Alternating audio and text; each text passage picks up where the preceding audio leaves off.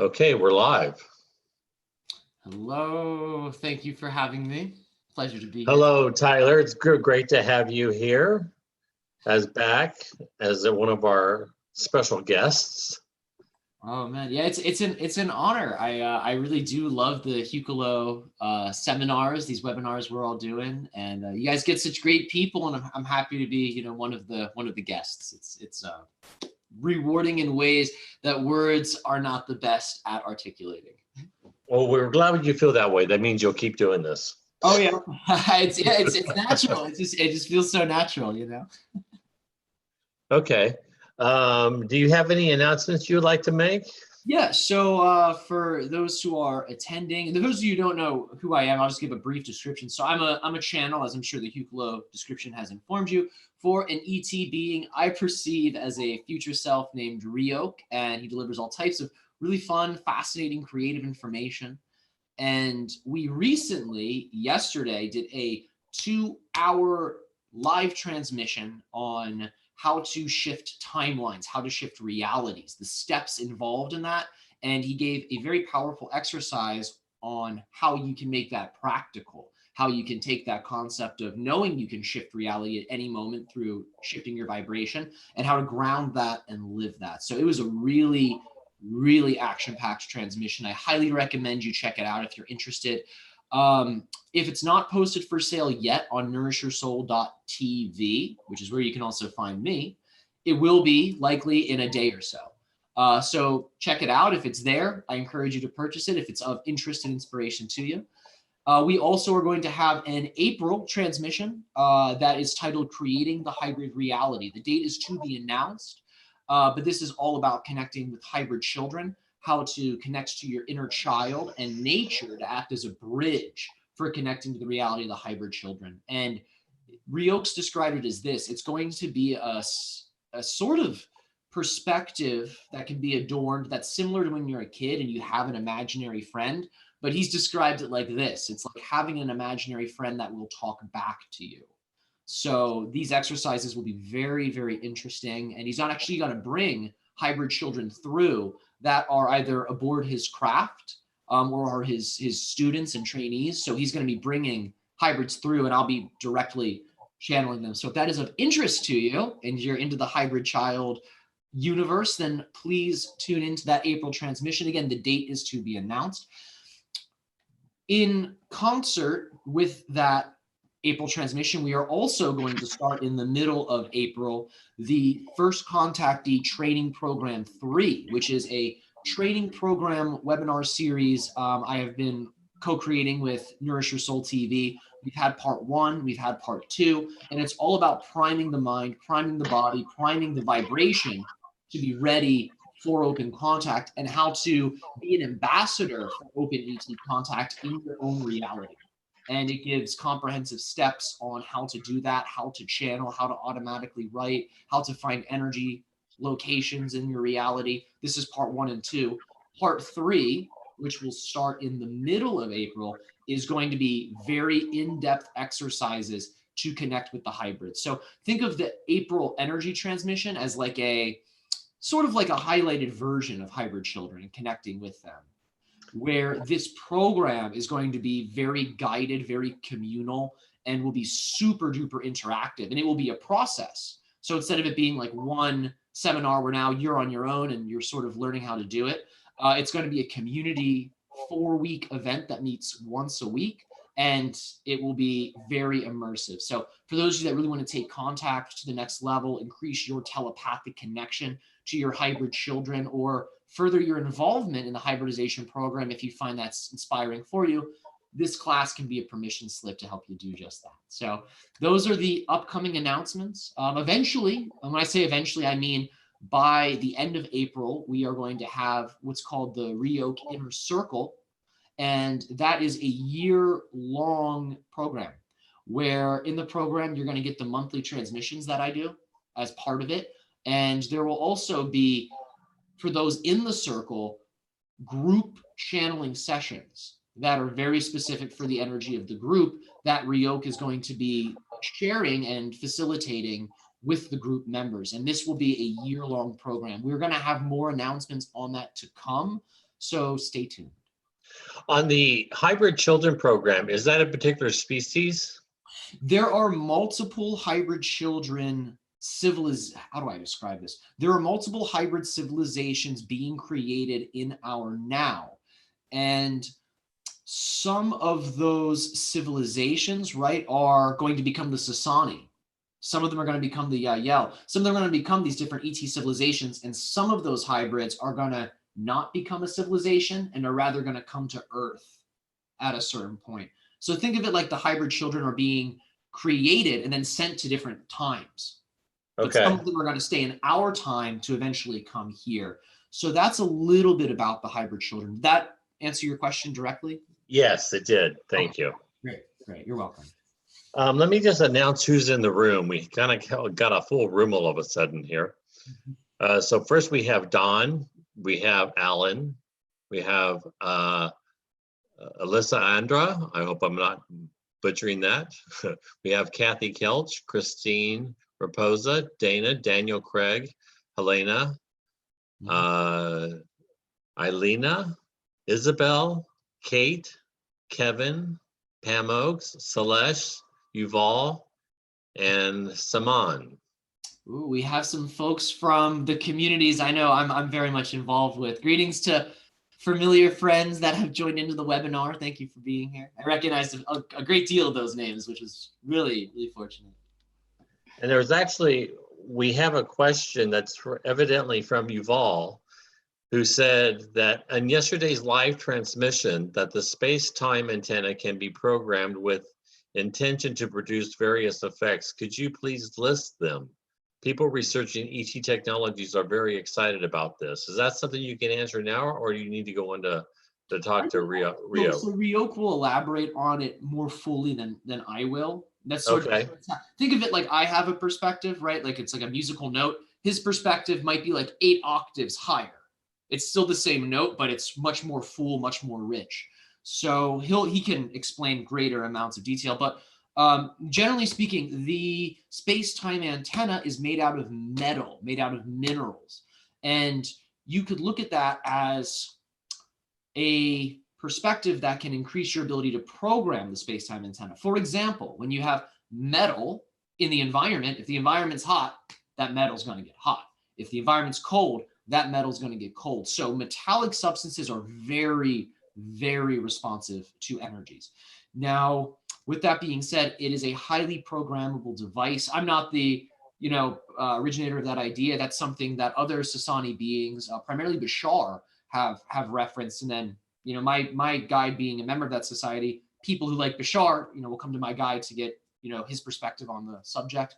But generally speaking, the space-time antenna can be used in different ways. So you could have it in your room or in your home, and you'll find right in your room at home, there's going to be certain vibrations you really want to anchor it in your personal space that might be different than the vibrations you would have if you placed this thing in the middle of the woods, or the intentions for that thing if you're in the middle of the woods. So you can program the space-time antenna to be supportive of your personal reality, or you can put them in nature or workplaces so they are able to then work with collective energies more so. So you'll find that your imagination will guide you as to what intention is going to be best for programming the antenna based on how it's being used. So let's just do a few examples. Let's say you had a space-time antenna behind your bed.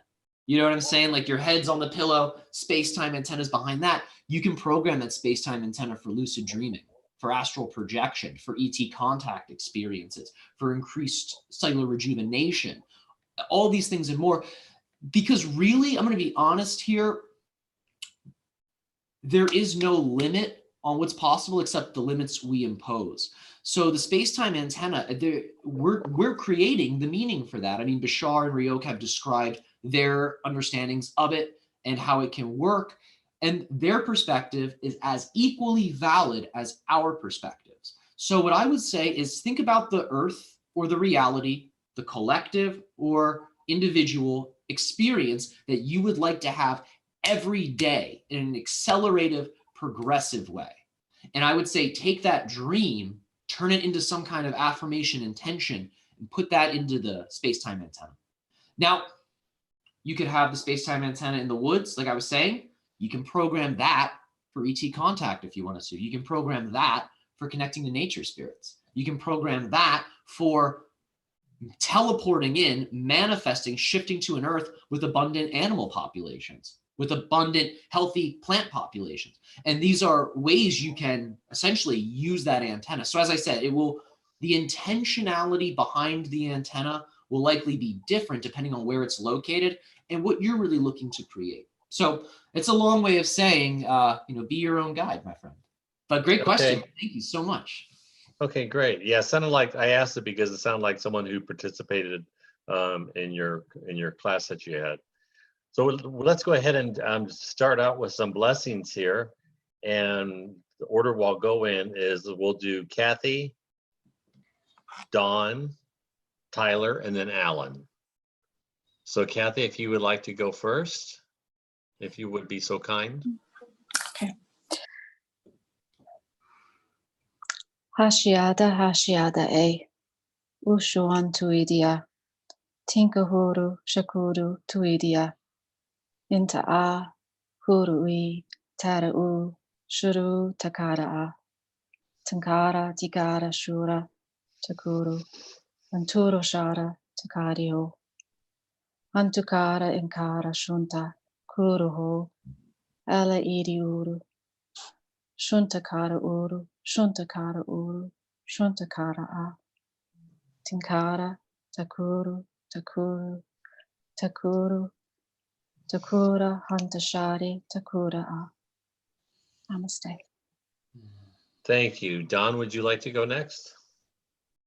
Kathy.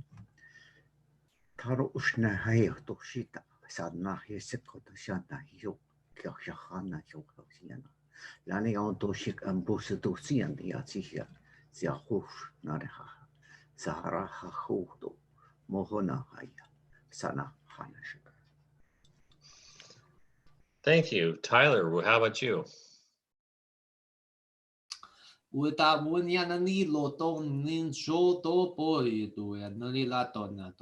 Uyakana maya litono to wai koromaya na wa shalanya uyamalanito onya poratanyati uitai io kondora mayana la shoton io tokonigana watayatu ratani ushana pu ayakoraman utani poi.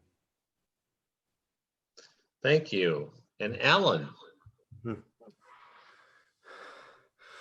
Karsika huitarata shaya.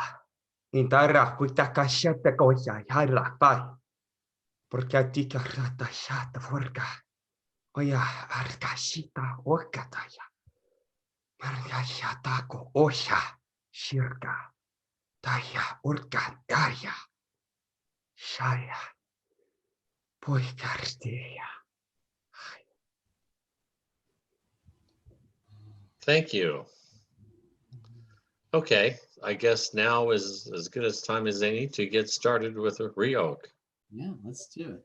I would love to. And I also want to share, this was an observation that I noticed during the blessing. I found that, so one thing Ryok said in the transmission last night was that someone asked him, they were like, what's like if you had to give advice to the community at large, what would you say the advice is you would give? And what he said was learn how to listen to one another. And what he said was not to listen so much to the words being spoken, but the underlying energetics. And I was applying that while I was listening to the light language. And what came to me was this very in-depth sight and vision into the nature of the person. Almost like the light language is a transmission directly from the soul. And I felt like with each person, I was like, whoa, I'm like getting their spiritual personality through hearing this. And I just wanted to share that because that was a really nice moment. I felt like everyone that spoke, I got to understand you a little bit more, and that was very special. So thank you all. So without further ado, I'm gonna dive in to myself so I can bring out a more expanded version of myself that we're all calling Ryok, everybody. So I love you all so much. Thank you for being here. And in enjoy. I'm just going to make sure everything, yep, everything is infinitely off. That could make a bleep noise, including Facebook. All right, everything on mine is off.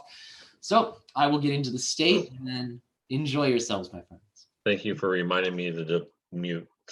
It happens. It happens. I'll be in channel and there's like 1,000 dings and I'm like, okay, like, I guess we're getting some hits with this. All right.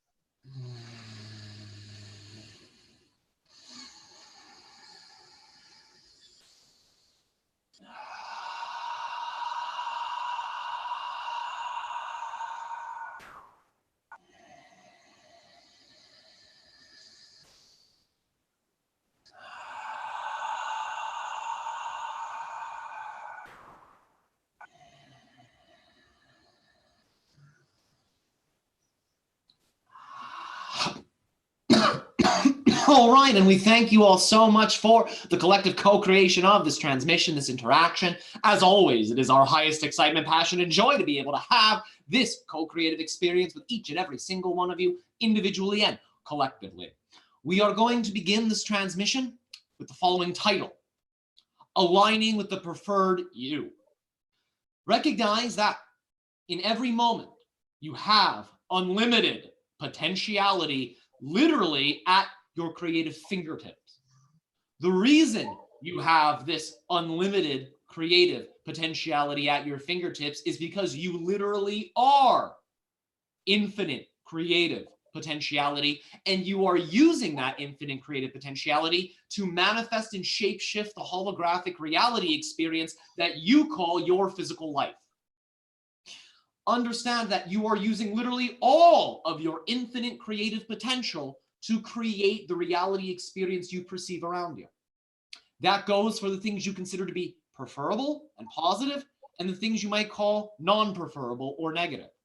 All of this, you are using your infinite creative power to produce. You are even so powerful in your creativity that you are using your unlimited infinite creative potential to create limitation in your reality individually and collectively. Now, we are going to speak on the idea of limitation briefly. Many individuals in your world have the understanding that limitation is somehow negative. It is somehow holding me back. Understand, limitation can be experienced in a positive way and a negative way. For example, you have limitations in your physical reality in the sense that you experience yourself to be in your body rather than everywhere at once. That, you could say, is a positive limitation in the sense that it is of service to you in your linear experience of the now, so you can have what you collectively deem the earth dream. And that is an example of a positive limitation. A negative limitation will have the idea of a negative belief system behind it, such as, I can't go out on that date because I'm not good enough. That is a limitation being created that you could consider to be negative because the underlying belief system that generates it, I am not good enough, is the energy used to organize the limiting effect. Understand that you also can reverse engineer this. I am good enough, worthy enough, intrinsically to experience anything I desire. That is the idea of a positive limitation. And we say limitation because even though it's incredibly expansive in its effect, there is still a limitation in the sense that it is limiting your ability to experience realities that are rooted in the idea of I am not good enough. And this is an understanding that you can use to creatively apply the idea of limitation in your reality in a constructive way, in an alchemical way. Because remember, limitations are simply used in the most neutral of neutral senses, so you can simply have a thematic experience. Now, as we have said in the beginning, you are using your infinite creative power to create all of this. Everything that you desire is literally at your fingertips, because what you desire, again, is within you. It is coming from within you. Therefore, it has worth. It has value. It has validity. It has a place in the idea of your physical reality dream. For if it were not worthy of creation, you would not experience it as a desire at all. Remember, there are strong differences between a want and a desire. A desire is the underlying energy that fuels all of creation. That is why creation creates out of a desire for experience. A want is a little different. A want has an expectation built into it that says, unless I experience this thing, I cannot fully be myself. And we remind you that you are always able to be yourself, bringing us back to the idea again of the infinite creative potentiality that is at your fingertips. Just as you create your holographic experience of the reality around you, you are also creating the version of yourself you perceive yourself to be. This is something you are generating on a moment-to-moment basis. The idea is, when you align with the heart, that is when you begin to hear the echoes. You begin to feel the reverberations of what you might call your higher self, your truest self, your signature frequency. Now, when individuals say align with the heart, we understand that might be a little airy-fairy or vague, so we're going to get very specific on what we mean by this. The heart, as an organ, is an organizational field that literally instructs your physical body. It's designed to actually instruct your physical mind and your brain. Many of you have the relationship between the heart and brain flipped, where you are attempting to lead the heart with the brain, which is essentially the idea of the child attempting to parent the parent. Let the heart be the parent to the child of the mind. The heart is, in that sense, a portal. It is a portal to your simultaneous multiple incarnations. It is a portal to spirit. It is a portal to your higher self. And that is why we say it is like a parent. The mind, in that sense, is more related to the aspect of your ego that you experience in the physical reality. The personality construct you experience yourself to be using is largely organized and formulated by the physical brain, by the physical mind. And if you attempt to lead your life from that physical brain, from the ego, it's as if you are operating at approximately 3% efficiency. We are not being dramatic here. 3% efficiency if the brain is attempting to run the show. When the heart is allowed to run the show, which we remind you it's already doing, it's a matter of simply tuning into it. When the heart is allowed to run the show, you operate at infinite efficiency. That creative potential, that infinite possibility we mentioned, is then able to manifest into your reality experience. Now,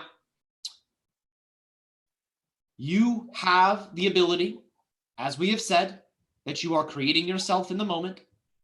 You have the ability to create any, and we repeat, any version of yourself that you desire. We will repeat that one more time. You have the ability to create any version of yourself that you desire. Understand, there are infinite parallel realities, parallel reality Earths playing out side by side, concurrently with the version of Earth you experience yourself to be on. You on these different Earths is having all types of different types of experiences, is exercising all types of different skills, is engaging in all types of different relationships, is living in all types of different locations. And that is why we say you contain it all. Because literally, every version of yourself you could imagine literally, physically exists on a certain form of Earth, on a certain version of Earth. It is already created. It is already contained within you. When you align with the heart, as we have said, it is a portal linking you to all of your simultaneous existences, some of those being alternate versions of yourself in a unique version of what you consider to be your current incarnation. And when you tune into the heart, you are also tuning into those other versions of yourself that are also following their hearts that are on different earths. Think of it in that sense as a receiving satellite that is able to both send and receive signals from all of these other selves that are in resonance with the idea of the heart. The other selves that may be more mind-based or maybe are not following their joy, they will automatically not be in resonance with your telepathic link, because your telepathic link from the heart is based in unconditional love. Therefore, when you connect to other selves, when you connect to other earths, when you connect to other realities, when you connect to ETs from the heart, you can only experience versions of those experiences that are in resonance with your heart, in resonance with what we call your signature frequency, the fundamental you. Now, as you tune into that heart more, the idea is that energy begins to build up in the body. It begins to crystallize within your structure. As the heart's energy crystallizes within your structure, it will allow for you to experience in your projected reality the idea of a projected reality that is in alignment with the heart. Now, what is it to be in alignment with the heart? How does one connect to the heart? How does one translate the echoes and messages from the heart portal? In our opinion, one of the easiest ways to dive in to this is to recognize that you can connect to the heart in many levels, in many ways. The first level is physically connecting with your heart, placing the hands on the chest, feeling the heartbeat, feeling the reverberation. That is a way of physically beginning to connect with the heart portal. The next level, the emotional level of connecting with the heart portal, placing your hands on the heart, feeling the beat, but also choosing to remember a peak experience or to create the idea of a high frequency emotional state you consider to be fundamentally positive and representative of your joy. And emotionally, spiritually, physically, feeling that feeling in the heart and feeling the heart spread it throughout your body. The next level is the mental level, and this is where the heart begins to lead the mind. At the mental level, as you are feeling this love, this heartbeat, programming with the mind thoughts into that heart field, into that heartbeat. Some of these thoughts may be, I am experiencing my preferred reality here and now. I am experiencing my truest self here and now. I am always acting on my joy here and now. I am in the reality of my preference here and now. And the idea is that is the heart in training the mind to project a reality that's based on the heart's messages.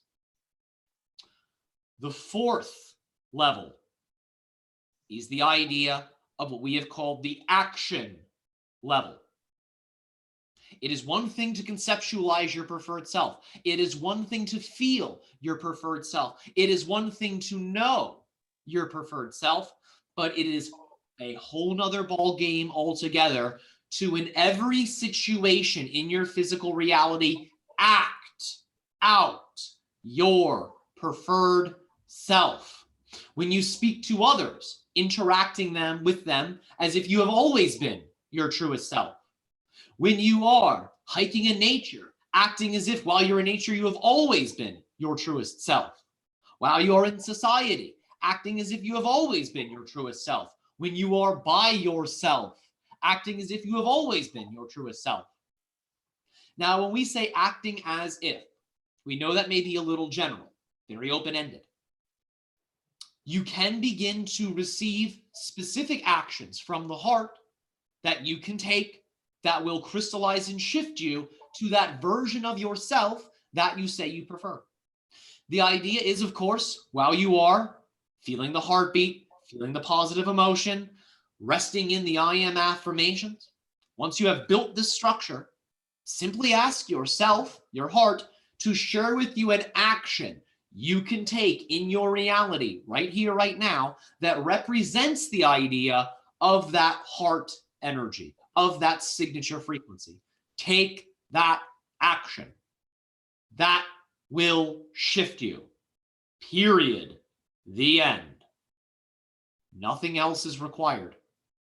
Literally, extra things could even act as a slight, you could say, slowing down of that shifting. For example, if you have a want or an expectation that my heart must give me this, through doing this, I will definitely get this specific effect. I will definitely get this specific reality, and that's all I am focused on.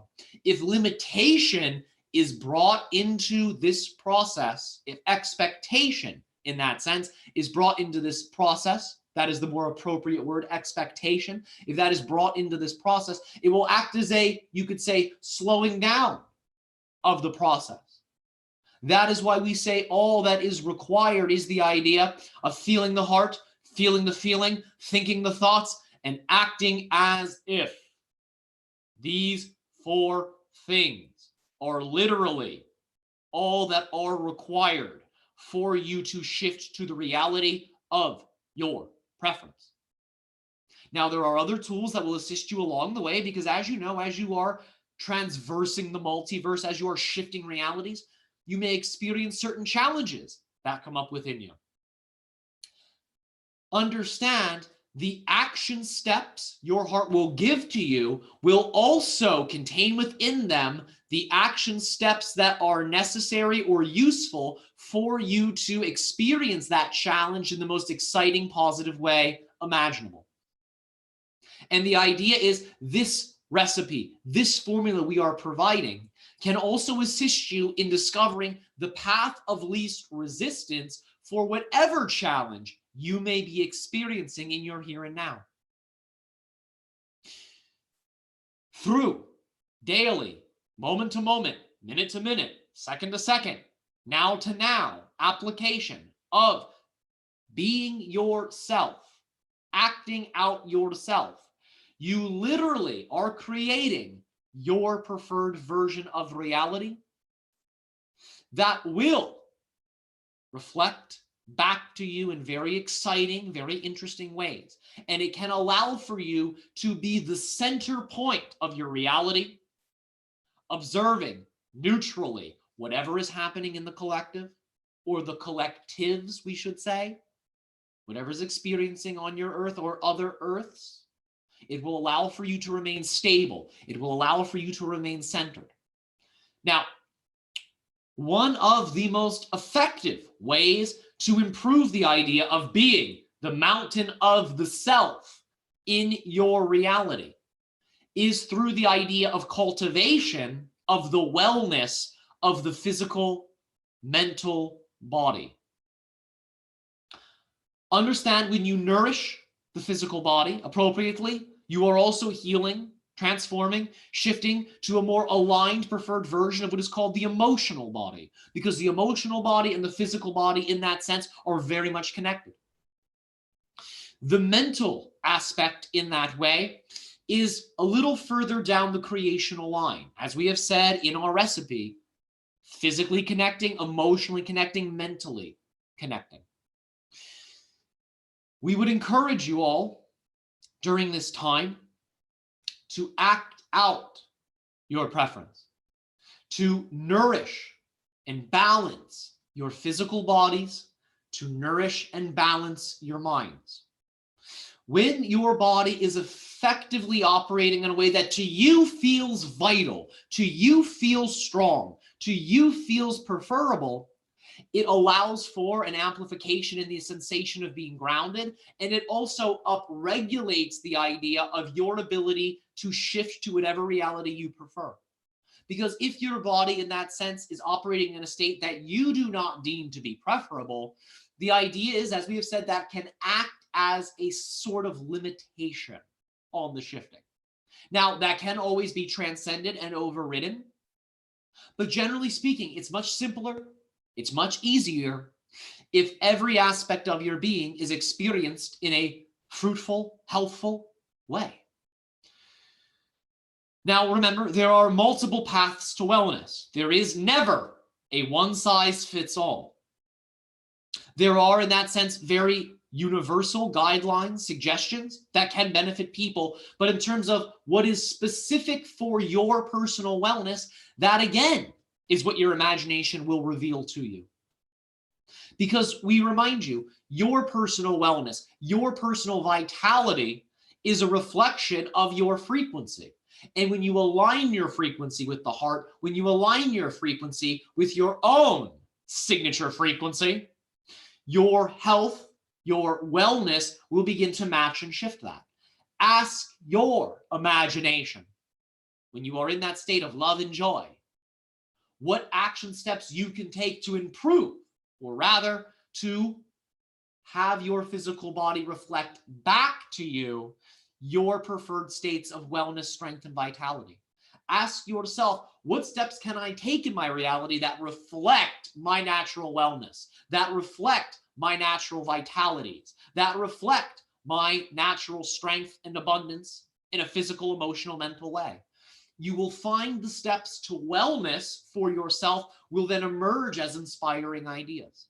And as you take those action steps, not out of the motivation that I am sick and need to become well, but out of the motivation that I love myself enough to reflect my love back to myself through the action of caring about my vitality. When that is the intention, you will experience profound shifts in your reality, because acting out that intention is an act of self-love. And as you act out self-love, you are crystallizing the frequencies of unconditional love into the idea of your projected hologram of physical reality. All of this is contained within you. Your heart is literally the key to the infinite, the key to your imagination, the key to your desires manifested in the here and now. We thank you for your attention in our opening transmission. We now invite each and every one of you, in whatever way, shape, or form you feel inspired, to engage us in whatever way you may believe to be of service to you. Thank you so much for your attention thus far. Thank you. First, I'd like to make an announcement. Since we have so many newcomers on the panel, if you would like to ask a question, please just type that you have a question in the chat, and I will call on you, and you can ask Riak the question yourself. We do have a number of questions waiting, and first one, as I'm going to call on, is Isabel Einstadt. If you're able to ask your question, go ahead and ask it now.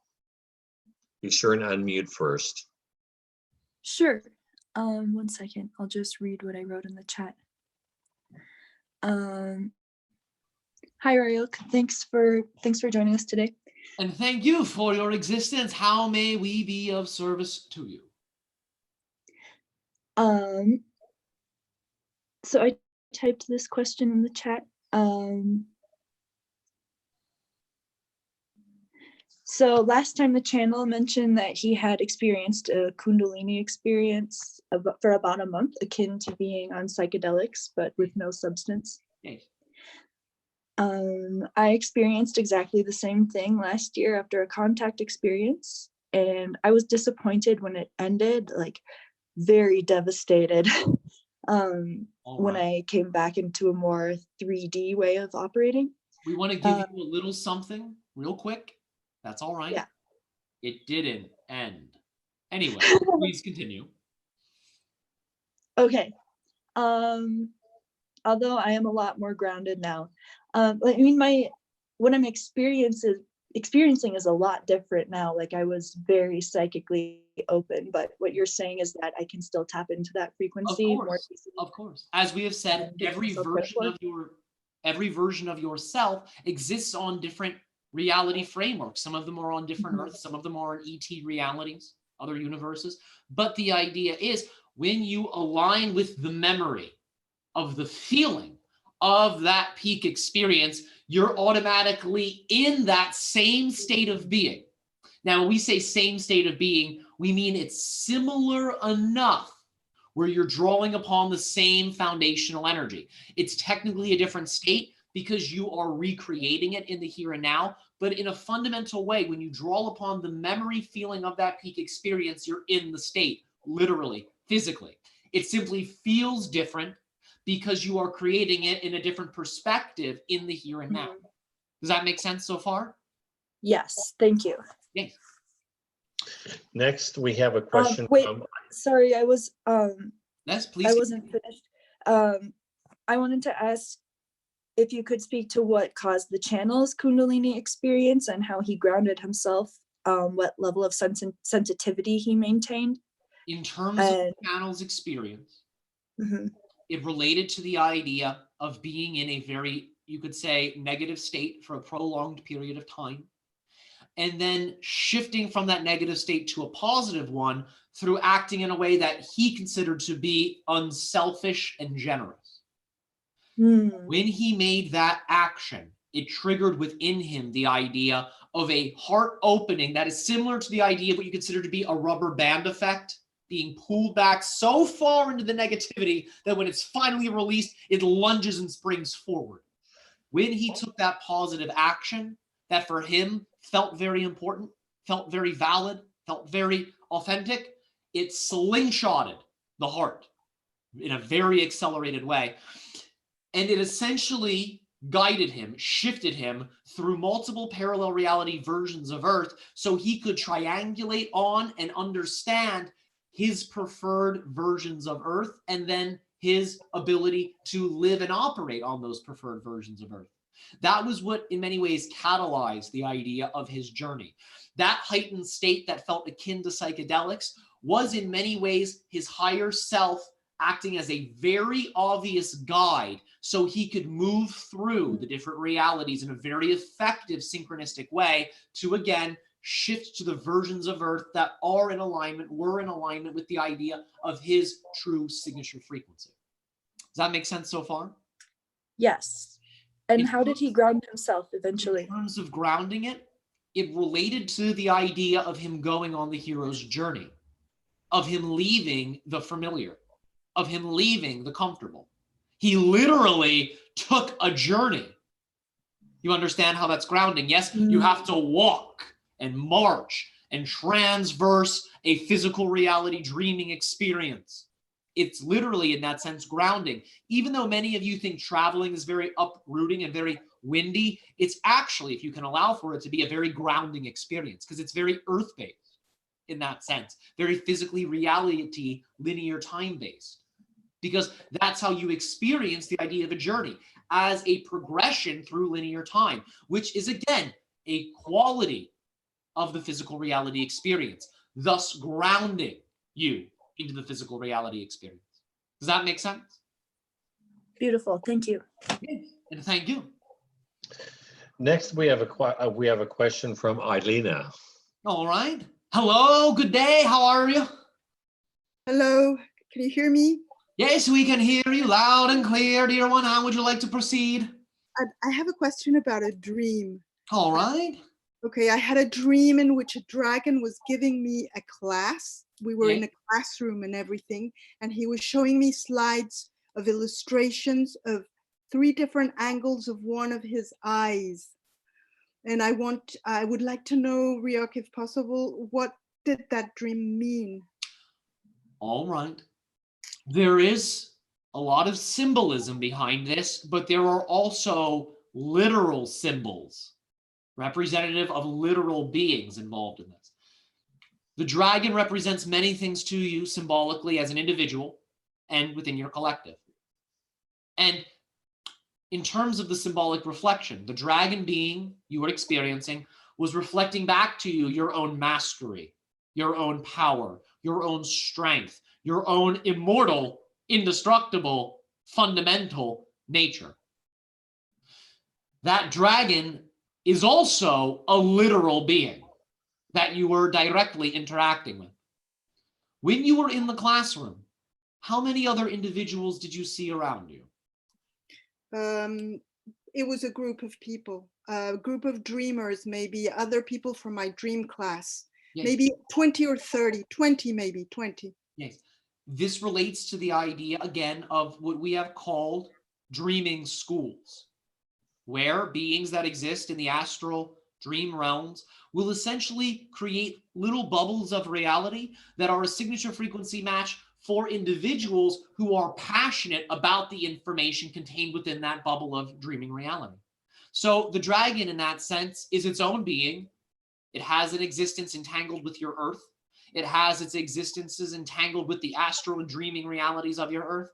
And it sends out, in that sense, beacons of energy that ripple into your reality while you are awake, and also teleport you into that bubble of dreaming reality while your physical bodies sleep.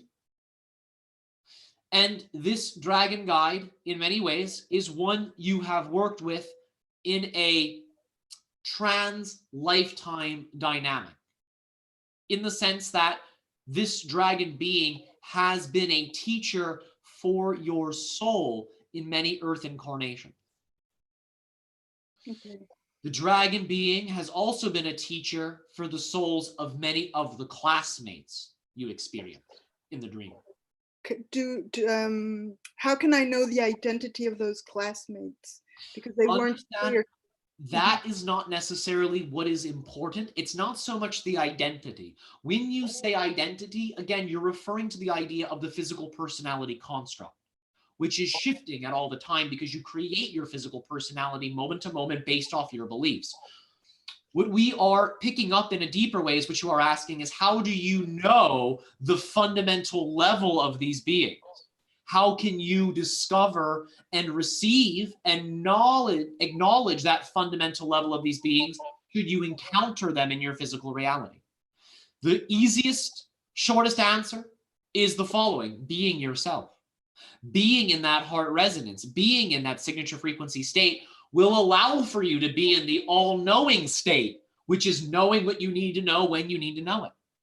And when you then encounter the physical extensions of those beings you experienced in the class, you will feel it. Now, it might feel different than how it felt when you were in the class with them, but it will be strong enough of a vibration that you will know there is some level of connection. We would encourage you, if it is inspiring, to inquire of these individuals, should you encounter them, what their dreams are like. You may find there are interesting parallels between your dreaming realities and theirs. And we will leave that there for you to play with. Thank you very, very much, Ryuk. I'm very, very grateful. Thank you. And thank you so much. We are very, very grateful to you and all of your collective. Next, we have a question from Joseph. Joseph, if you could go ahead and ask your question.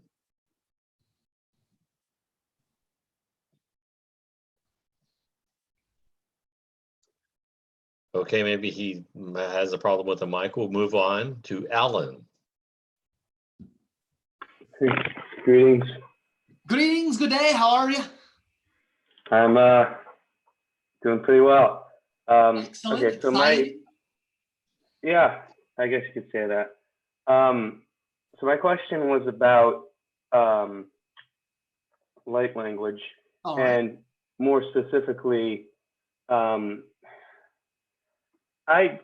new to the concept. So how, the process for one when it comes in? How does one get light language? How does that happen? How do they discern between actual light language or what we've been conditioned to believe as gibberish? All right.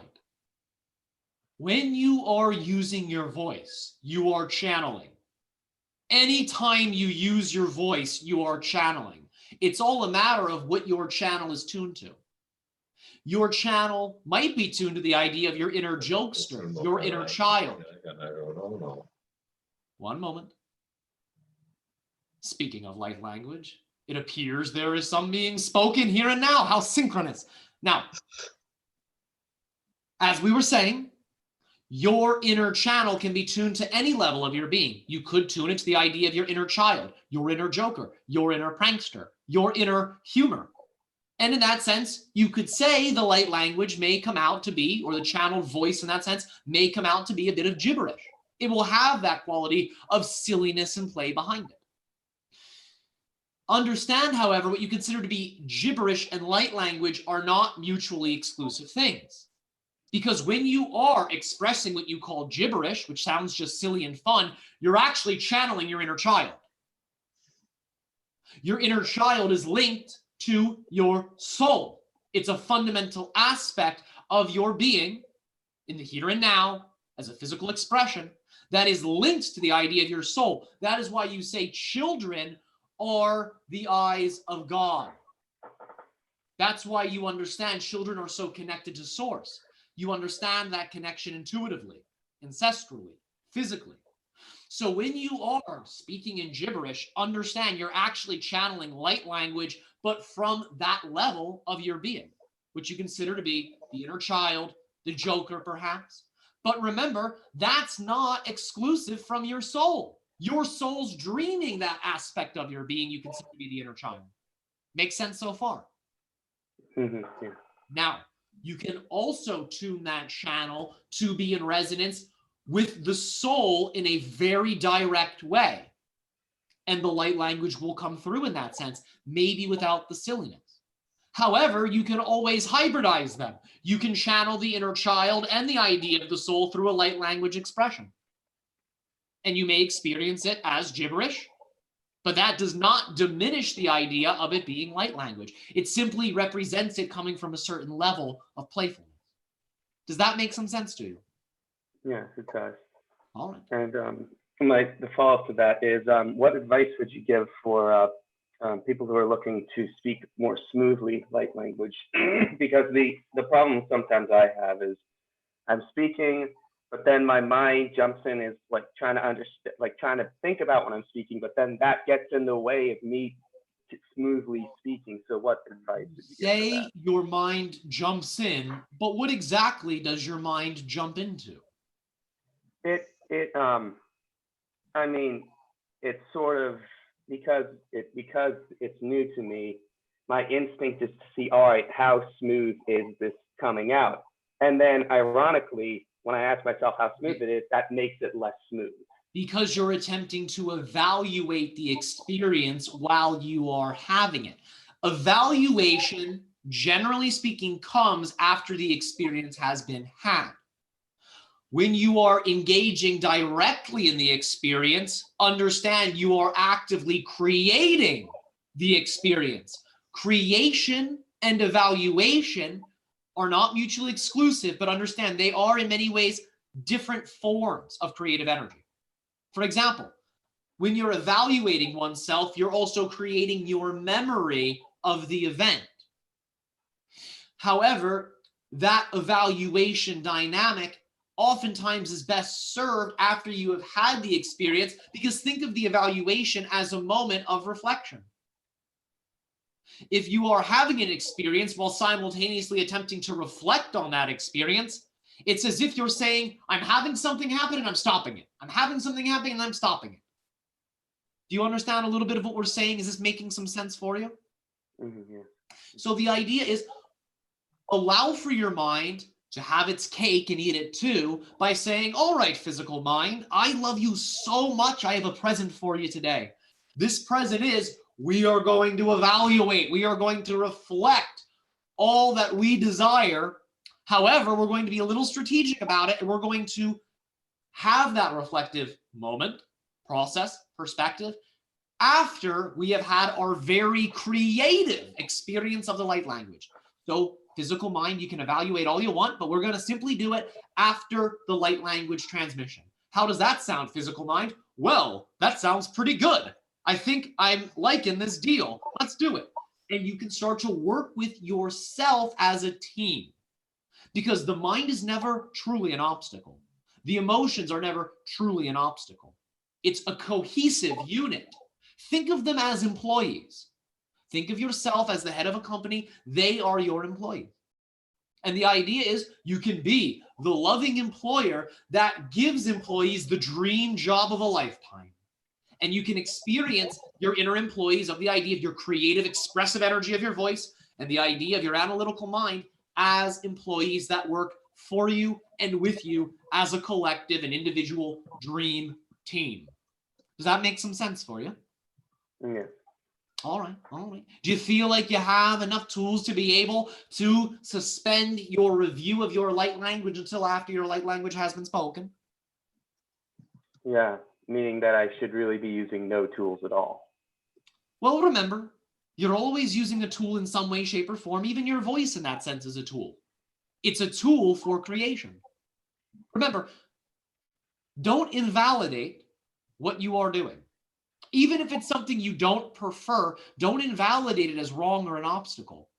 It deserves to be there because it's you, and you deserve to be here now.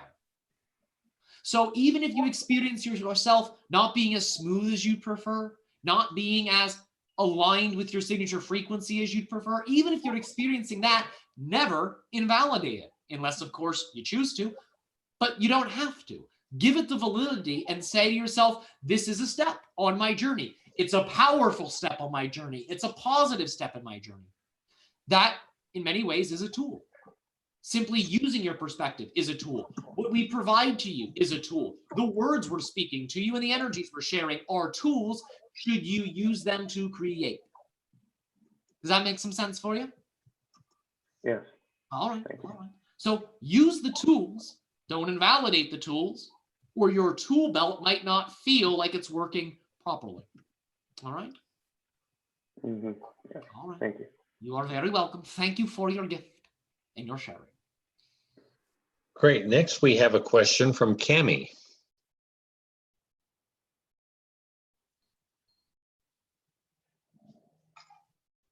And don't forget to unmute. Hi. Hello, how are you? Hi, nice to see you again. It is a pleasure to see you in this way as well.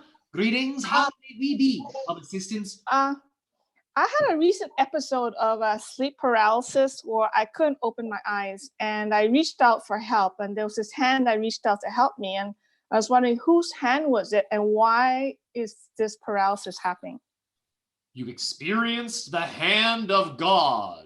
And what we mean by that is you essentially were lending yourself a hand. It is your hand.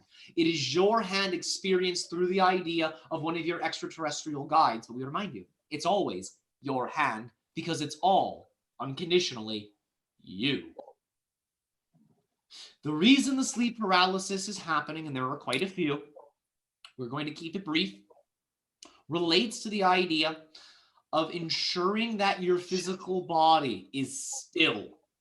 When the physical body is in a state of sleep paralysis, it is unlikely the physical body will toss and turn. It's as if you're leading in a higher way your physical body into a trance state so you can astrally project. You need to have a stable launching pad so you can launch the shuttle into orbit. But if your launching pad is tossing and turning, the idea is the trajectory of that blast off will not be as aligned with the idea of the reality you say you're wishing to shift to in your dream. Does that make some sense for you? Okay. But I'm not sure what the paralysis was helping me with. I don't remember too much of what happened. All right. Well, remember, it's not a matter of discovering how this is helping you. It's a matter of creating how this is already helping you. Does that make some sense so far? We're going to elaborate, but are you with us? Yes. So don't think of it as I have to find out what it is. I have to discover. I have to read books. I have to flip rocks. Those might be part of your process of understanding and creating, but really the idea is you create the effect of how this is of service through your definition of the experience. If you define the sleep paralysis in a way that relates to it being vague, confusing, unsettling, the idea is your ability to perceive its benefit becomes limited because you are perceiving its effect to be, in that sense, a little weird. But if you redefine the idea of the sleep paralysis as something that is of service to you, as something that's assisting you in connecting more deeply with your guides, as something that's assisting you in connecting more deeply with your higher self, of something that is assisting you in co-creating your reality in a fundamentally positive way, then you will receive a floodgate of synchronicities that will be a communication from your higher self that are reflective of those sleep paralysis astral states. Was that clear enough for you? Okay. Yes. So remember, you don't have to look for it. You have to imagine and create it in terms of the discovery experience of the benefit. All right? Okay. All right. All right. Can I ask one more question, or if this is possible? You may ask one more. That is all right. I have a 21-year-old daughter who has a cerebral palsy, and I always felt that she's advanced spiritually. Yeah. And I was wondering, why did she choose this illness? And is she a starseed? She is, in that sense, a starseed, as you consider her to be. One moment. There's only so much we can say here. We want you to understand that before we share. Because again, we like and prefer to answer questions based on oneself rather than those in the reality for a variety of different reasons. But what we will say is the following. The body type by her consciousness was chosen largely to act as a teacher in many ways. And we know that's a little vague. We're going to get specific on how that plays out. It teaches you how to be an extra dimensional parent in one sense. It also teaches individuals to go into a state of gratitude for their own well-being, should they choose to use her reflection in that way. That is inherently healing for your collective, because when individuals see those in the reality with some kind of physical challenge, and they choose to be grateful for their own vitality, those individuals who are observing that individual with the health challenge are actually beaming an energy of health and vitality back to that person with the health challenge, and also into the idea of the collective, which creates a more vibrant collective consciousness.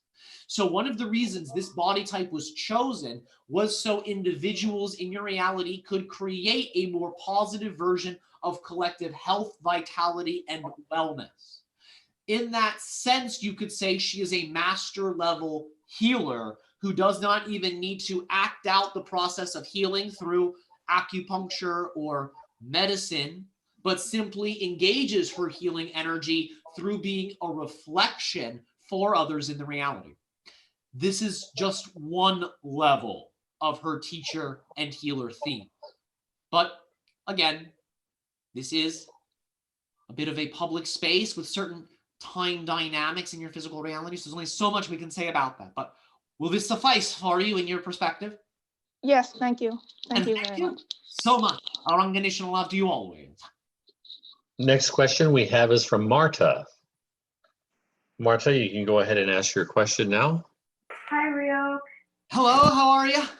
I'm doing amazing. How are you? We are ecstatic and joyful and so elated to be speaking with you. How may we proceed with you today? Okay, so I have a question for you. Last time we spoke, you said I was going through a theme of recycling within my being. Yes. And I took your advice. I redefined my definitions when it comes to my truths, and that really did help make the process more smooth. Do you have any tips for me or messages at this time? Yeah, that's all. Well, I'm not sure if you've noticed, but this entire transmission is a message for you personally. Yeah. This transmission is a message for all of you personally, because that is the level at which we speak. We see you as ourselves. So when we speak to you individually and collectively, we are simply talking to ourselves. Now, let's go a little deeper. In terms of very specific messages for you,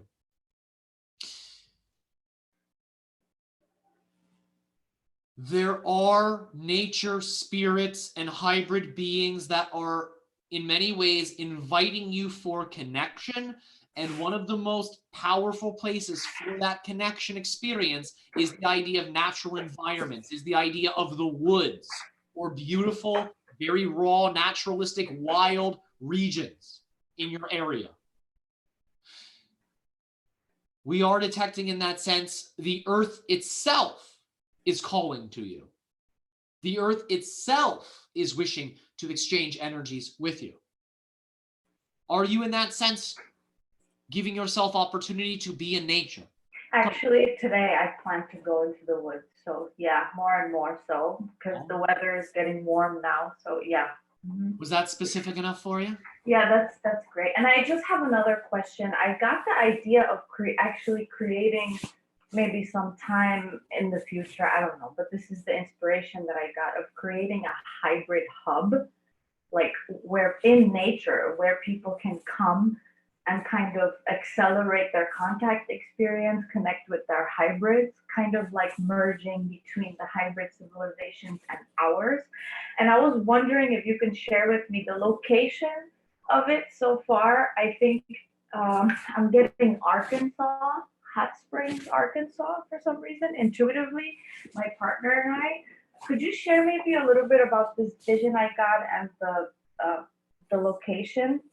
This location? In terms of the location you are referring to, it is something that will be of assistance in the idea of creating such a structure and such an organization. However, understand it's not the only location. Okay. The hybrid children in that way represent a step towards open contact. So the hybrid child phenomenon, in terms of them coexisting with you physically on your planet, is a global event and process. With that being said, there are many locations on your Earth that can act as positive permission slip locations for such collective and local experiences to occur.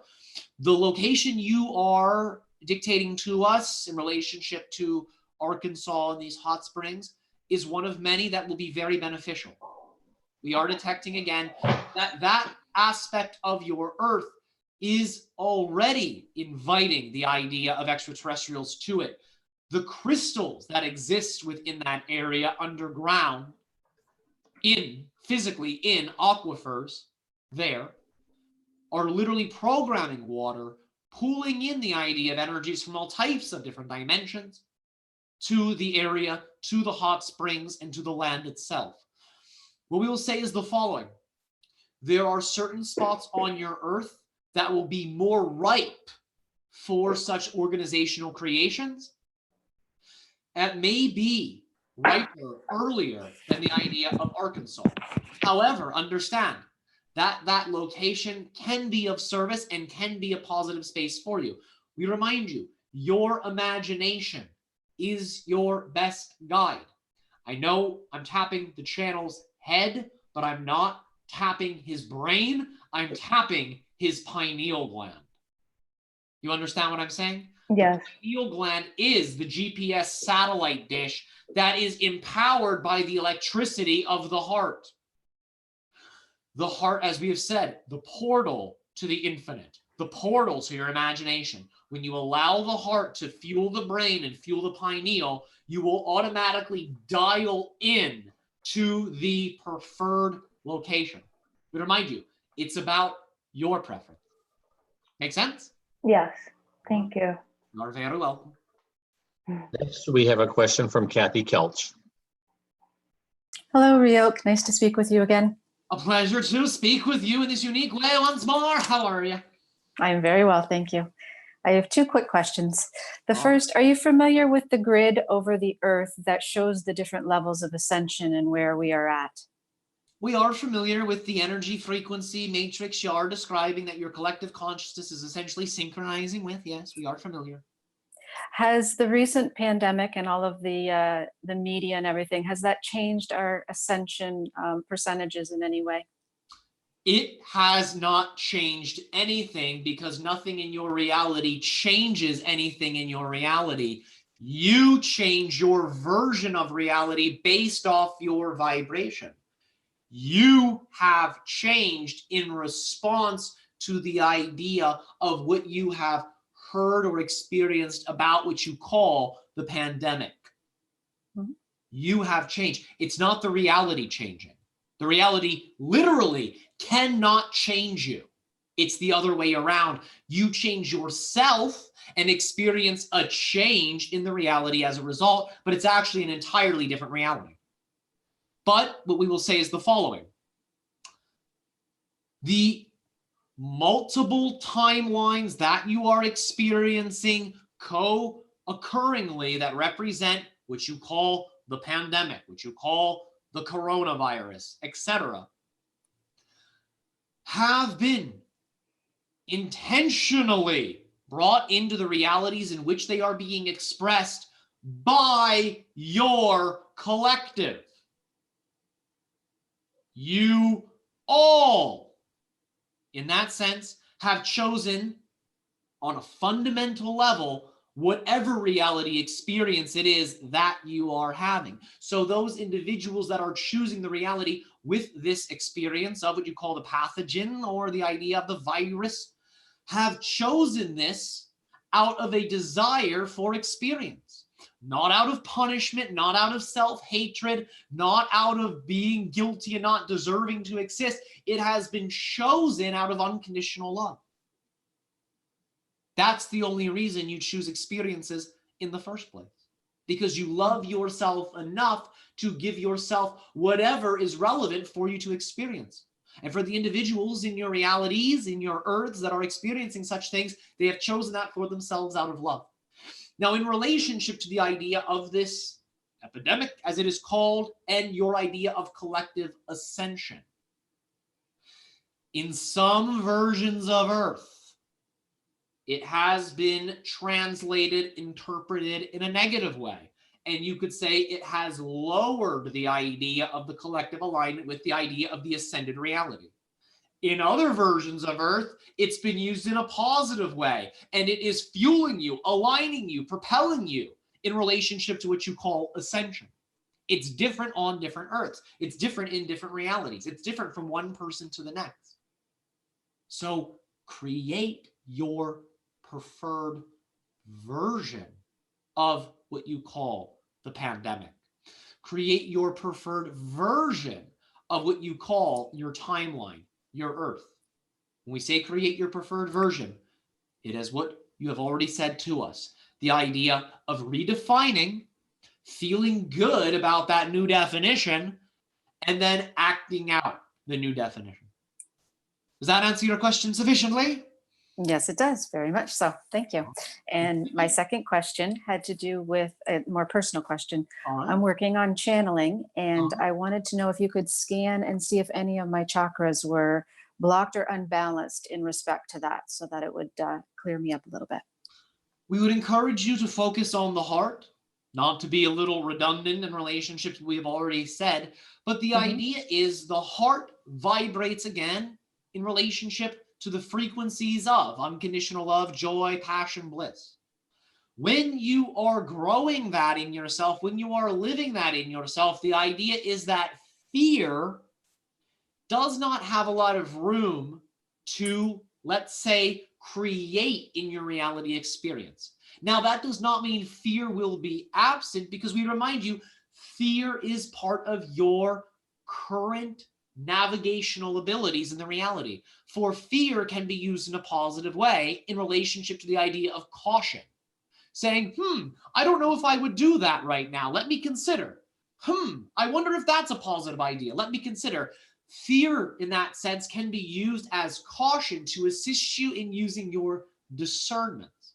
But the idea is when the heart is not fully empowered, what you consider to be fear can then grow in ways that are, let's say, not fully representative of its job, which is to simply be a messenger. Fear is never designed to be a deterrent. Fear is never designed to be a blockage. It is only your judgments about fear that create it in such a way. When you operate with love in relationship to focusing on what you have called the heart chakra, opening the heart chakra, you will experience the idea of a full body love bubble that will assist you in the idea of balancing the energies of fear. Because the only reason one would hold back the idea of their channel is because they are in some ways afraid of what they might say. Does that make sense for you? Yes, it does. When you open the heart chakra, you stop caring about what you will say, because you know whatever you will say comes from your heart. And your heart, again, is in resonance with your higher self, with your spirit. That will greatly assist you in your process of speaking multi-dimensionally, which again, you already do, but in a way that you are calling channeling. Make sense? Very much so. Thank you. All right, and thank you. Next question we have is from Kamal. Hello, Ariel. How are you, my friend? We are ecstatic and excited. How may we be of assistance to you this day of your time? Thank you. I just want to honor your civilization. The way you teach is amazing by going to the structure and not getting lost in the experience. It's so empowering. So all my love and appreciation to you. Thank you so much for reflecting your gratitude back to us. Understand, we are equally and infinitely grateful for your gift in co-creating the transmission with us as well. And thank you for being all that you are. Thank you, my friend. So 2 questions. I'm really, I really feel the human incarnation, Yeshua, that we perceive as the Christ. I understand that the Christ consciousness is part of all of us, but the incarnation, Yeshua, am I linking on soul level or over soul to him? Because I really feel near to Yeshua. Understand, many of you are connected to the being you call Yeshua. You are connected through the idea of what is known as the archetypal level of consciousness. Understand that all of you have the idea of archetypal, you could say, forces or aspects of your consciousness that act as generators of desire for your experience. For example, you have the hero, you have the lover, you have the parents, you have the child, you have the fool. The idea is, if you were to look at your tarot card deck, it would help you understand a little bit of the archetypal energies. They're not identical to them, but they are representations of that concept. Understand what you call the Christ consciousness is an archetypal level of your collective being of humanity that is shared amongst all of you. It's a very powerful archetype. It's a very powerful aspect of who you all are in a fundamental way. One of the reasons you feel so connected to the physical, literal being, Yeshua, is because that being channeled that archetype throughout most of his incarnation. He acted as a portal, as a gateway for that archetypal energy contained within each of you to be projected into the individual and collective reality experiences of those times, and in many other parallel realities you consider to be the past and future of Earths. One of the reasons you feel so connected to him in that way is because you are learning to channel that same archetypal energy yourself as he did. So in that sense, He as a being is operating with you as a spirit guide because you have made that connection, you have created that connection through your own desire, willingness, and action in the crystallization of your own inner Christ consciousness whilst you are incarnated in the earth dream. Beautiful. And tell me, Ryok, what is my signature frequency, please? It is something that we cannot necessarily dictate through numbers. It gets into what you might consider to be called fictitious numbers. You don't have language for it in your number values. It exceeds the number linguistics the channel is familiar with, and it exceeds the number linguistics many of you are familiar with. It is very, very high. Your signature frequencies, all of you collectively, are very, very high. Now, as we have said, it is your choice to align your vibration with your signature frequency. So your vibration that you experience in yourself vibrating at while you're on Earth can be in resonance or out of resonance with your own natural signature frequency. But your own natural signature frequency for all of you is very, very high. But how you express that frequency in your now can be all types of different ranges. And it fluctuates from moment to moment. For example, when you are having a positive action-based experience, it is very high, very much in resonance with your signature frequency. When you are having an experience that is in many ways reflective of discomfort or a negative expression of belief system or a negative action in terms of the energetic quality of the action one is taking, it can go lower. So it shifts from moment to moment to moment to moment to moment based off of your experience. But again, not based off the experience you perceive around you, based off of your response to the experiences you perceive to be within you and outside of you. But let's say I've heard Bashar said to people, for example, 200,000 cycles per second or things like that. What is mine in that regard, please? So you are asking about your personal frequency in the Please. now, not necessarily your signature frequency. Yes, please. There is a slight difference. I know it's semantics. However, it's just very useful to be clear about the differentiation. So you wish to know the numbers. Would you say you're a numbers man? I am. I'm an accountant, yes. All right. Oh, how exciting. So, let us speak your language. You are vibrating at approximately 145,000 cycles per second. Currently, you have transcended this in many situations. However, as a general average, this is what we are able to perceive within you. And that is why we say you are, in that sense, channeling the Christ consciousness. You understand? Because you are past that threshold of 144,000, you're able to channel archetypal energies. In order to do the things that Yeshua did and more, as he said, you must be in resonance with the idea of that frequency. And as you raise your vibration, again, through simply being yourself, it allows for you to download those archetypes, to channel those archetypes, to live those archetypes, which again are simply higher octave expressions of your oversoul.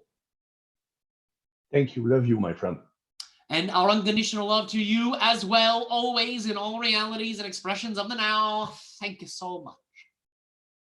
Next, we have a question from Kate Thick.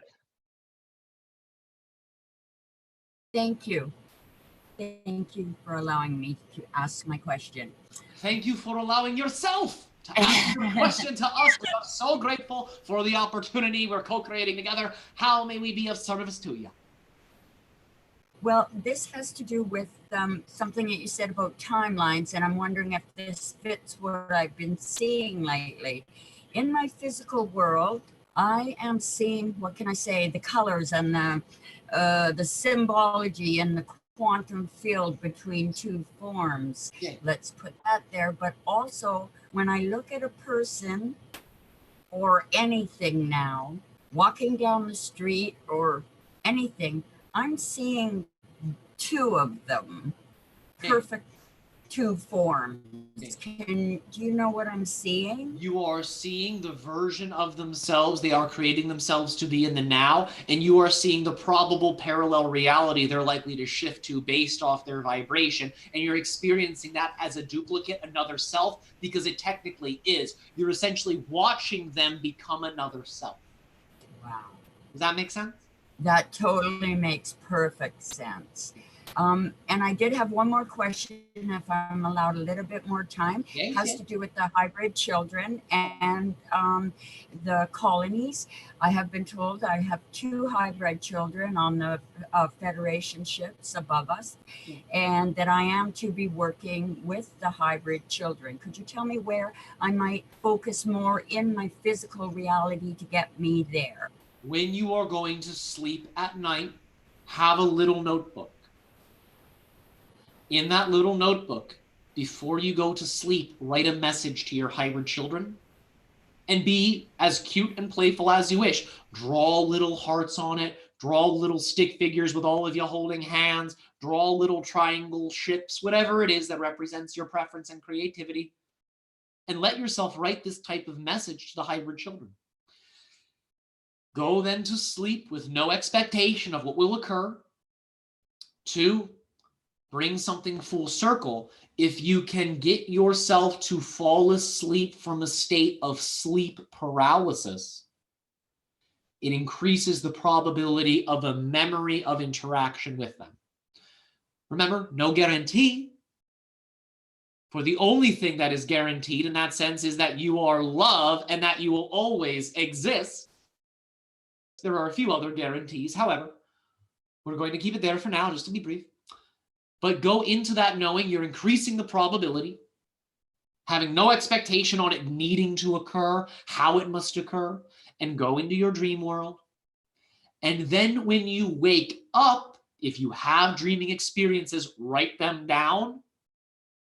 And even if you don't have dreaming experiences that you can recall in that instant, write down a message for your hybrid children again as you begin your day, saying thank you for the shared dreams.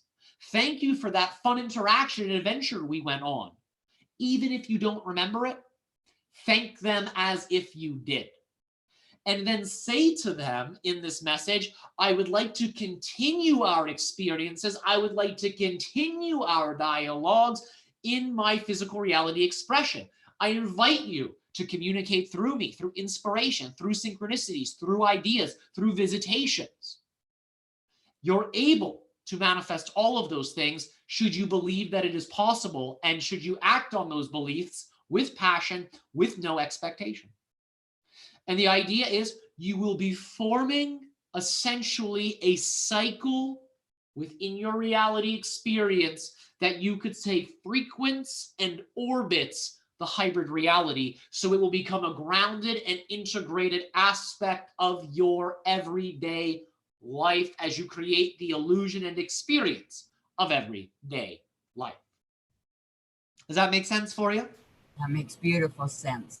Thank you kindly. And thank you so much for your expression. Next question we have, interesting name, the Elohim from the Lyran star system. Hello, founder. Greetings, divine founder as well, and greetings, divine families. Greetings, greetings, greetings. How may we be of assistance to you this day of your time? It's a blessing that I have catched up this transition of yours and everyone here.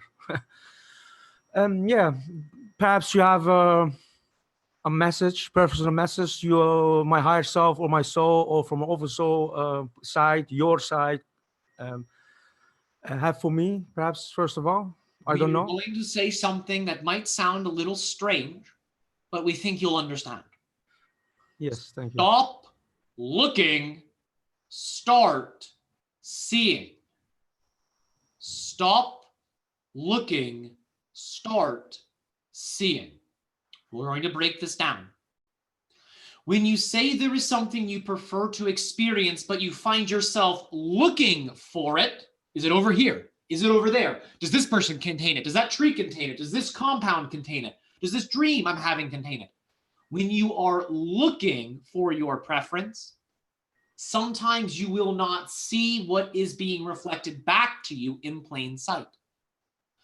Understand, looking for something represents not actually being it, not actually having it, not actually experiencing it. It is, in that sense, a contradictory state to the experience you say you prefer to have.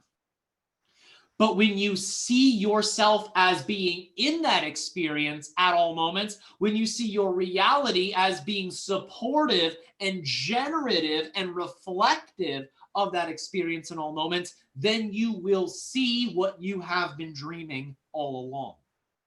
Now, some of the ways you can increase your ability to see your preferred reality reflected back to you through the mirror of creation is to become very specific about the definitions that you are using relating to the idea of the realities and experiences you say you prefer. What we would encourage you to do is, whatever your preferences are, create a definition about them, create a story about them that in a general sense is something like this. This experience that I say I prefer to have, I am easily, currently, effortlessly experiencing in my here and now. And it is in full resonance with my signature frequency. Done. Period. The end. Once you have created a structure similar to this, infuse it with, again, the positive emotion, positive belief, and then ask for an inspired action you can take on that preferred reality. A step, a choice, a movement, a motion, a creative act, an inspiring act, whatever it is. Ask your higher self, ask your heart for that, and then act it out immediately. What will happen then is you will no longer be looking for the experiences of your preference. You will be living the experiences of your preference. Have no expectation on what the reality around you must look like, must do. Allow for it to reveal itself to you through that mirror. Understand, when you feel it inside, when you generate it inside, when you act it out, you're already, in that sense, making love to that reality. You are already embodying that reality. You are unifying, becoming that reality. And it's revealing itself to you in that way. It will reveal itself to you in the grand mirror of creation, what you experience to be your externalized holographic reality at the proper synchronistic moment. So understand, if you're feeling it within, you're automatically in that state. You're automatically in that reality. Don't let how the external reality looks be a determiner of your rootedness into the reality of your preference. We describe it as a delay effect. When you shift your vibration, when you act out the idea of your preference, sometimes in your physical reality experience, there might be a slight delay, you could say, in experiencing that reality reflected back to you. If you experience that delay, remember, not to invalidate it. It's not wrong. It's not a problem. It's not an obstacle. It's simply reality offering you a choice to shift your vibration back to the old you. It's a generous favor they are offering you. We say they, we mean the collective consciousness of creation reflecting back through your perspective of reality. Does that make some sense for you? It makes very much sense. At the same time, I know I'm recording this part too, so I'm going to listen back. But okay, I understand the part of it that I'm responsible for my vibration, and I have a great ups and downs. So I can understand when I am choosing my negative belief systems based on expectations and disappointments and fear. Yeah. Fear of some experience I have had in my life that is making for me now very difficult to connect with any being because I cannot trust, this. Remember, this it's issue not with God. making it difficult. Yes. It does not do anything. Nothing in your reality does anything on its own without your empowered belief about it individually or collectively. Now, we're not trying to be blunt and pointing the finger, but you are using your infinite, creative, effortless, spiritual ease that is intrinsic to who you are to create the experience of difficulty. Can you repeat this? You are using your infinite, creative ease, power, and flow to create the experience of difficulty. Understood. We're going to explain how that is happening. Yes. The idea is you are taking your infinite, effortless, easy, fun, vibrant, signature frequency energy, and you're filtering it through a definition, through a belief about something in your reality that defines that experience as somehow difficult, as an obstacle, as a challenge. Rewrite the definition, as we have said, about whatever the fear is, about whatever the challenge is. Begin to redefine literally everything in your reality in a conscious way so you can experience your preferred version of reality. Because if you never tell a new story, you will keep reading the illusion of the same old book over and over again. To have a new story, you must write it. To experience the preferred movie of life, you must be the actor that has the leading role in that movie. Is this making some sense for you? Yes, very much. All right, all right. Yes, yes. Anything else for you today? Yes, I know.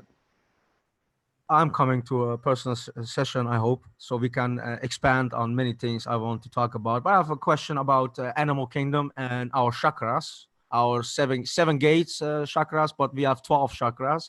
Can you elaborate which animals are connected to which chakras? And I have myself found out that dogs are connected to chakra 3, the solar plexus. And cats are connected to our mind chakra, and the rest of animal kingdom I cannot pick out. So can you elaborate something about it? Yes, yes. Understand that as you are describing, the chakras within the body have certain energetic themes that they express. There are going to be certain animals within your reality that also reflect that same theme back, and you will then find that they will be in a level of resonance with the chakra that shares the similar theme with them. Yeah. Understand that the animals in that way express many different themes. So it will actually be different for each of you. Understand that there will be general shared similarities. For example, the idea of dogs in the solar plexus, that's one level of the dog energy that you experience as the bark, the power, the bite, the strength, the speed, the solar plexus energy. But that's one level of the dog. Understand the dog also is in many ways a familial type of creature, community-based. In that way, you could say the dog also exists in the heart. Yes, very much. The dog also likes to run around and play outside and roll and wag its tail. Hint, hint. You could also say it's connected to your root. So you'll find that the animals will work within you in various energy centers. They're never just limited to one because the animals never reflect one thing. They're a multidimensional mirror. But you will find through observing the idea of the animal's behavior, the animal's symbolism, you will understand which chakras they are most powerfully connected to. Understand each individual has what you consider to be animal spirit guides that are representative of earth consciousness beings. This can be animals, this can be plants, this can be crystals. And the idea is, of course, that individuals will soul contract pre-incarnation these types of connections with these earth-based beings. And you will find then that there will be very specific animal, crystal, plant guides that exist differently in one person's chakra system compared to another's. So it also is case by case. Does this answer your question for you? Yes, it is very much answering the question. Indeed, it's we will say this in Yeah. terms of birds, eagles, the crown, as well as the heart.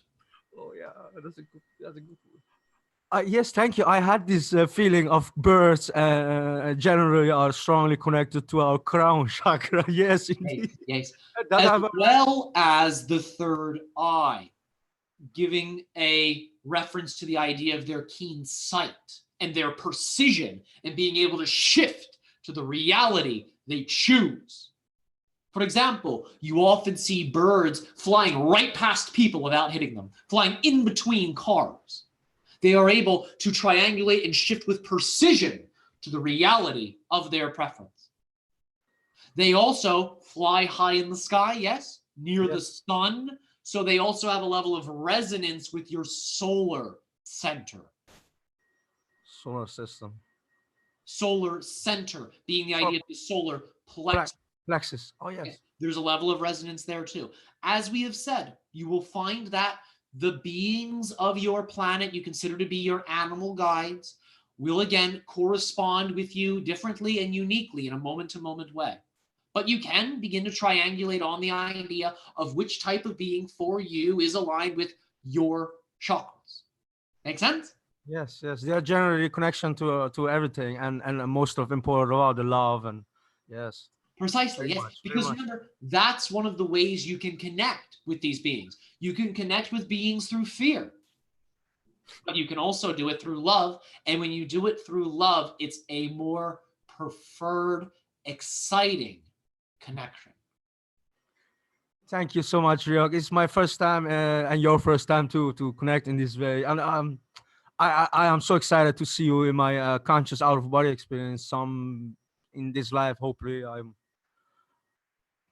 and physically connecting with you guys and my colleague councils and seeing each other and shaking hands and loving and hugging and playing and joy. And Continue to crystallize your vision. We'll say this much. The energy you're feeling is a magnet. Pay attention to what within yourself you are magnetizing. Pay attention to what within yourself you are being drawn towards. These energies, think of them as a positive magnet. Pay attention to what aspects of your being, what qualities of yourself that magnet attracts. And this will clue you in, dial you in to the version of yourself that you can shift to that is in that reality you call open ET contact. All right? I will ponder it. Thank you so much for everything and your love and your existence. And I see the best in us coming soon. The desired reality for us all. Thank you. Thank you for reflecting our vision back to us. Our unconditional love to you. And thank as you. well. Next, we're running out of time, and I apologize for those questions that we have not gotten to, but we do have time for another question from Andrea Santo. Hello. Greetings, good day. How are you, darling? I'm good. Thank you. How are you? We are ecstatic. We are excited. We are elated to be able to have the interaction with you this day of your time. How may we be of assistance and service to you? Thank you. So I've been this stage a little understanding more the importance of relaxing totally. Many times I feel a little bit up in the air. I feel like there's much experience obviously from that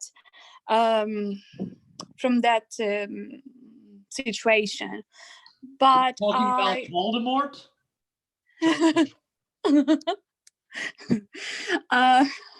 I think I feel very connected to everything, as you know. And at this stage, what I'm seeking some clarification on and guidance is on the process of relaxation, which totally means to fall into who you really are and possibly come up with very, different ideas, and those ideas being productive. And another question is about. Let's begin with part one. Okay. Let's save your question. Okay. One moment. In order to see your truest self, so you can fall in love with yourself and relax, you must create your truest self. Understand, your truest self already exists. Your truest self already exists in spirit, in heaven, projecting this experience within itself. So you are already in heaven. You are already in spirit. You are already in unconditional love. Your ability to see that, your ability to feel that, your ability to know that, your ability to be that in your physical reality experience is in many ways organized and allowed through your definitions about yourself and your reality. If you have definitions about yourself that are judgmental, that are based in, I don't deserve this, or I'm not allowed to be myself, it becomes more challenging to see one's true nature, or rather to create your experience of your true nature in your reality. But when you redefine everything in your reality experience to be a match of your highest preference, that is all you see. And again, it can be a process. It can be something that builds up, that you experience as a discovery. But once you have redefined everything in your reality in relationship to your preference, and once you have taken actions on those new definitions based in unconditional love and authenticity with your natural self, then you will see it in front of you. Now, even if you don't see it in front of you, but feel it within you, you will find that that is more than enough for you to be able to practice. Because the true master is always relaxed, no matter what is happening in the world around her. Understand? Yes. Now, we will say something. Relaxation and excitement and passion are not mutually exclusive. They are actually entangled. Excitement contains relaxation in the sense that you are relaxing what is called the fight or flight system in your body, related to certain hormones you call cortisol, related to certain glands you call the adrenal glands, the pituitary gland. Understand, when you are in your joy, that system is automatically relaxed. So you can simultaneously be passionate, excited, bold, strong, energized, empowered, and relaxed all at once.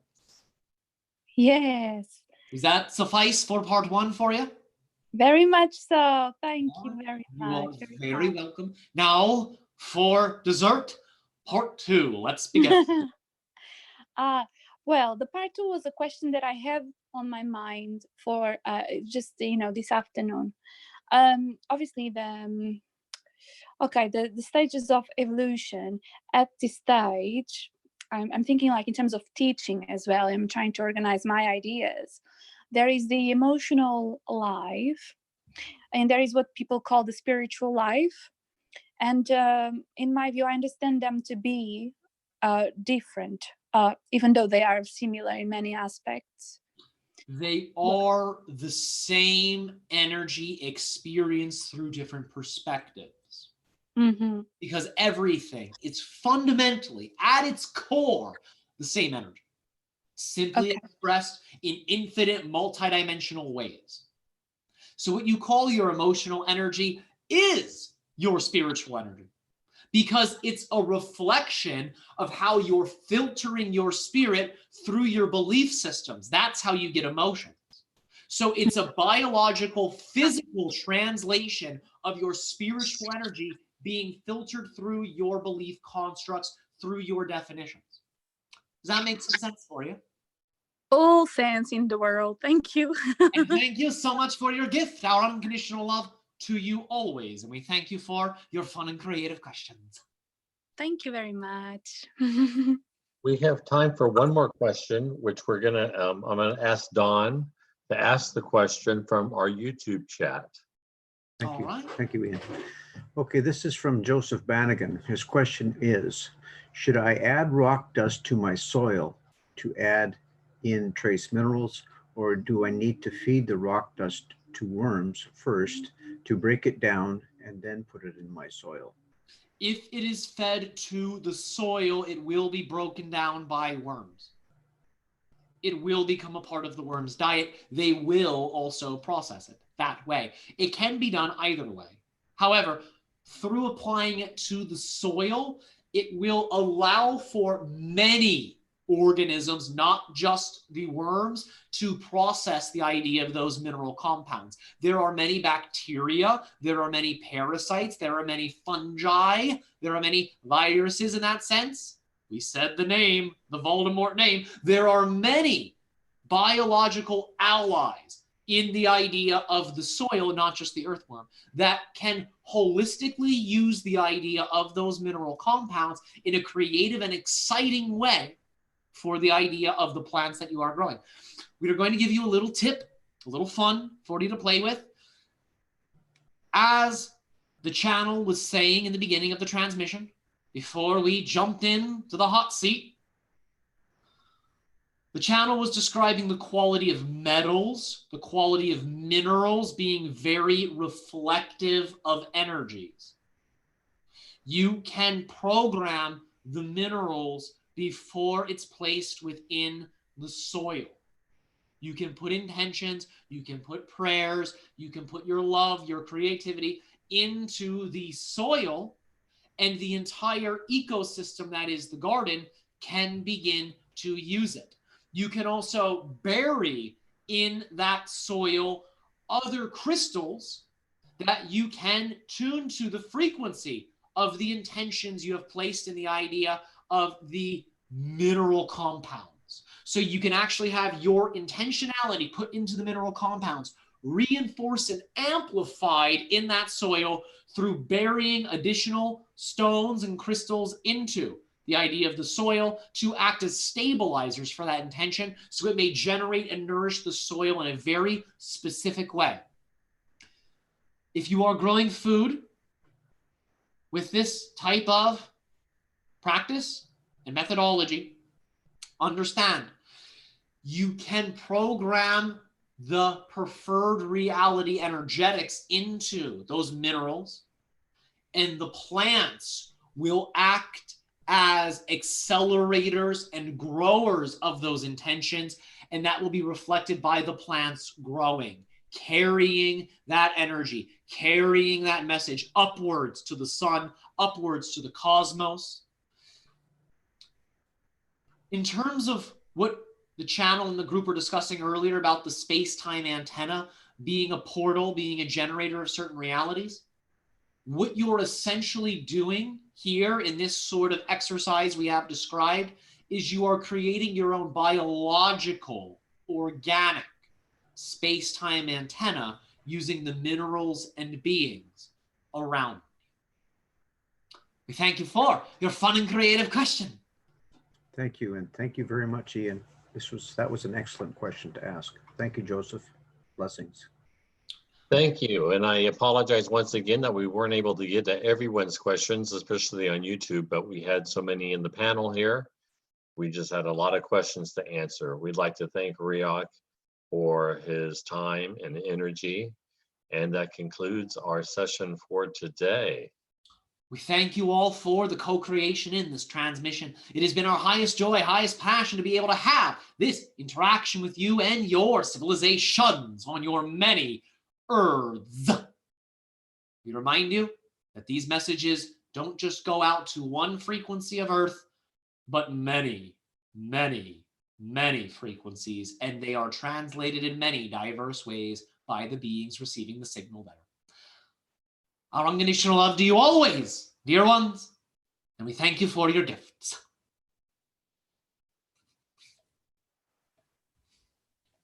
Great. Great. I like that. Are you thirsty? I'm not. I actually feel fantastic. When I come out, I have total, like, it's literally like I'm coming back into my body. I'm like, oh yeah, what's up, body? How you been? so I'm like not hungry, not thirsty, nothing, you know. But Great. I'd like to go ahead and ask our panel if there is anyone out there that would like to do a closing blessing, please just let me know. Don, I'll count on you. I will do one. Yana, thank you very much. Kathy, how about you? I'll also chip in. I'm sure I can come up with something. Okay, let's just go ahead and we'll start with Don. Thank you.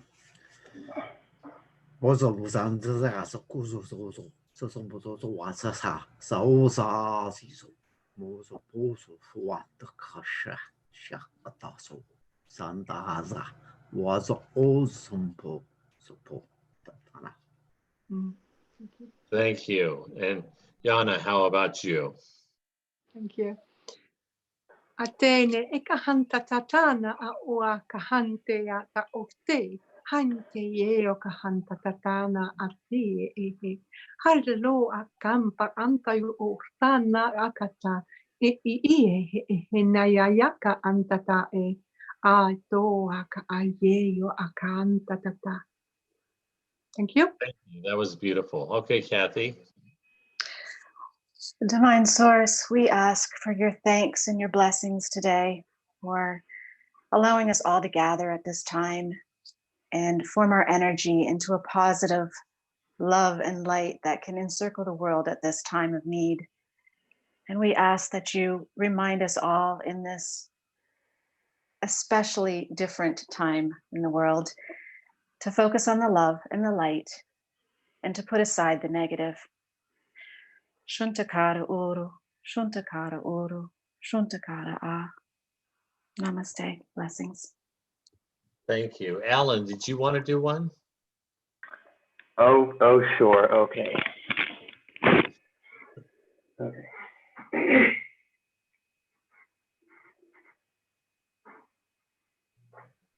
Guayanare, onya ara, kuta shata horakaya, horata.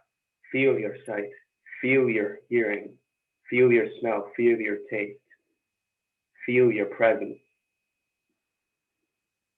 Do not feel. Beautiful. Thank you. Beautiful. Yeah, that was amazing. That was pretty good. Okay, Tyler, you're up. Sayani woyana, oyakai otan yipotan, lito kui shana poi. We otokoni an latana, otaiko ratandito mañana losha rokana ya woyana ik. Yokondo ikon yadaba usha. Usha panalita yutono wajana maia. Thank you. And we ask everyone to please who's watching on YouTube to please hit your subscribe button so you can be notified of these channelings as well as view all the past channelings, as well as if you would like to become a member of Hucolo and participate in the panel and ask your questions, you can do so by visiting hucolo.org or going on Facebook and typing in Hucolo. And it's the private group that you can sign up for, and it's almost free. It's $10 a month, and you have unlimited access to hucolo.org, as well as access to these panels. So we'd like to thank you for your participation, and that will conclude our transmission for today.